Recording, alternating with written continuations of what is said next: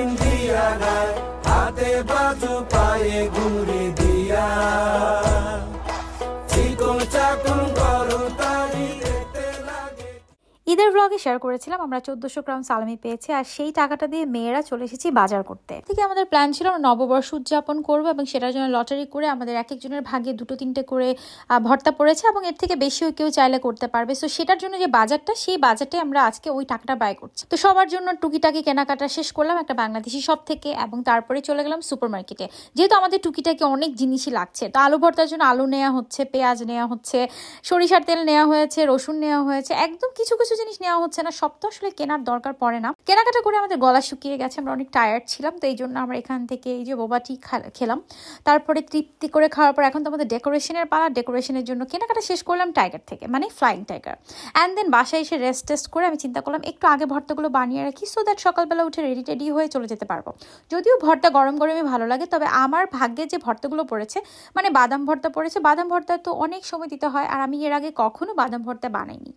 তো আর আমি রিসেন্টলি এরকম একটা শিলপাটা কিনেছি আমাদের এখানে বাংলাদেশে একটা সব থেকে শাহি লিভস, যেটার নাম আমার বাসার পাশেই।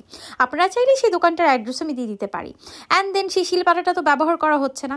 সেই দিন বুঝেছি বাবা শিলপাটা ব্যবহারের যে কি কষ্ট। আগের দিন না, মানে যখন বাংলাদেশে ছিলাম আমার নানি, দাদি, আমার ফুপি, খালা যারাই আছেন, যারাই পাটায় মেখে মানে পাটায় পাটা ভর্তা আমাদের খাইয়েছেন, তারা যে কত কষ্ট করে কত পরিশ্রম করে এটা বানিয়েছে, এটা এখন বুঝতে পারছি। কখনো যদি তাদের ভর্তার কোনো আমি প্রশংসা না করে কোনো সমালোচনা করেও থাকি, আমাকে মাফ করে দিন। এত কষ্ট করে ভর্তা বানানো হয় এটা জানলে আমি মনে হয় কোনো দিনই কোনো কিছু বলতাম না। যদিও ভর্তা আমার অনেক প্রিয়, আমি কখনই ভর্তার কোনো সমালোচনা করি না, আর স্পেশালি কোনো খাবারেরই না। যাই হোক, সেসব কথাই তো আলহামদুলিল্লাহ আমি আমার ভর্তাগুলো ডান করে এখানে একটা ছোট ক্লিপ আছে, কারণ এই কাজগুলো তিশা সম্পন্ন করেছে। যেহেতু প্রোগ্রামটা ওর বাসায় হবে, সেজন্য মোটামুটি রাতের বেলা ওইগুলো সব কাটিং করেছে। ওকে আমার হেল্প করার ইচ্ছা ছিল, বাট করতে পারিনি, কারণ আমি জানি তিশা এগুলো খুব সুন্দর করে হ্যান্ডেল করতে পারে। ছোটবেলায় আমার মামা, খালা কারো বিয়ে শাদী হলে ও অনেক ছোট থেকে ডেকোরেশনের কাজগুলো সূক্ষ্মভাবে সুন্দরভাবে করে ফেলতো। আর এই তো কত সুন্দর করে সাজিয়ে ফেলেছে, নববর্ষকে উদযাপন করতে আমাদের ঘরটা রাঙিয়ে দিয়েছে।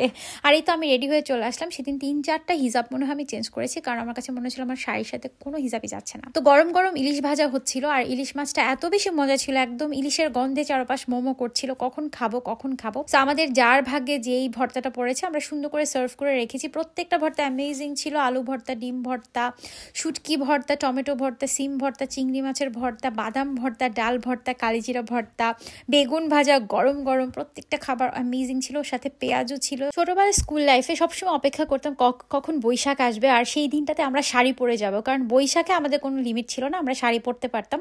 তবে হ্যাঁ, আমার স্কুলে অবশ্য একটা লিমিটেশন আছে যে ওই একই কালারের বা হালকা কালারের শাড়ি পরতে হবে। আর এই শাড়ির কথা বলতে যে মনে পড়লো, আজকের যে শাড়িটা পরেছি সেটা বাংলাদেশ থেকে আমরা 3 বোন একই রকম শাড়ি কিনেছিলাম। প্ল্যান ছিল একসাথে 3 বোন মিলে বৈশাখ উদযাপন করব, কিন্তু আমার ছোট বোন মানে তানজুমের ইউনিভার্সিটির ক্লাসগুলো মিস দিতে পারবে না দেখে ও আসতে পারেনি। ইনশাল্লাহ কোনো একটা বৈশাখ আমরা একই সাথে একই রকম শাড়ি পরে পালন করব। এই যে দেখেন সবাইকে কত প্রিটি লাগছে, তাই না? আমার ক্যামেরা দেখে সবাই এমন একটা পোজ দেয়, মানে বিয়ে বাড়িতে যেমন ক্যামেরা দেখলে দেখবেন রান খায় সুন্দর করে, খুব সুন্দর করে হাসে। এই মেয়েগুলো কিন্তু এতক্ষণ আমার মধ্যে কপ করে খাচ্ছিল, কিন্তু যেই ক্যামেরা দেখেছে সুন্দর পোজ দিচ্ছে। মাশাআল্লাহ সবাইকে খুব প্রিটি লাগছে। আর এই যে আমার খাওয়ার অবস্থা দেখেন, আমার প্লেটটা পান্তা ভাত খাওয়ার পরে এই পানিটা না খেলে যেন পেটটা শান্তি লাগে না। পান্তা ভাত খেয়েছি আর একটু অলসতা আসবে না, এটা কি হয়? পান্তা ভাত খাওয়ার পর তো ঘুম আসে, তো ঘুম যেহেতু আসতে পারিনি, কারণ আমাদের মনে হচ্ছিল না, আমাদের অনেক অ্যাক্টিভিটিস বাকি, গল্প, আড্ডা, ছবি তোলা। তো এখানে এই যে রান্নাতে আমাদের জন্য চা বানিয়ে নিয়ে এসেছে গরম গরম। আসলে খাওয়া দাওয়ার পরে চাটা অনেক বেশি দরকার ছিল। চাটা ভীষণ মজা ছিল, ক্যারামেল টি ছিল। তো এই তো চাটা খাওয়ার পরে আমাদের এনার্জি লেভেল হাই হয়ে গিয়েছিল, সেটা তো আমাদের ভিডিও দেখেই বুঝতে পারছেন। তিশার অবস্থা দেখে ওর এনার্জি এত বেশি বেড়ে গেছে, ও গান গাচ্ছে, তো গাছে ওকে কষ্ট করে থামাতে হয়েছে।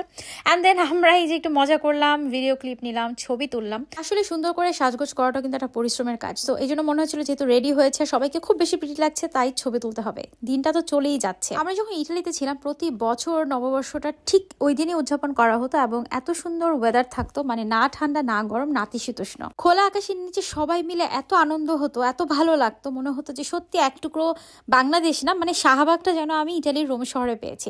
সবাইকে অনেক অনেক বেশি মিস করি। যে যেখানে নববর্ষ পালন করি না কেন সবাই ভালো থাকি, সুস্থ থাকি এই কামনাই করব।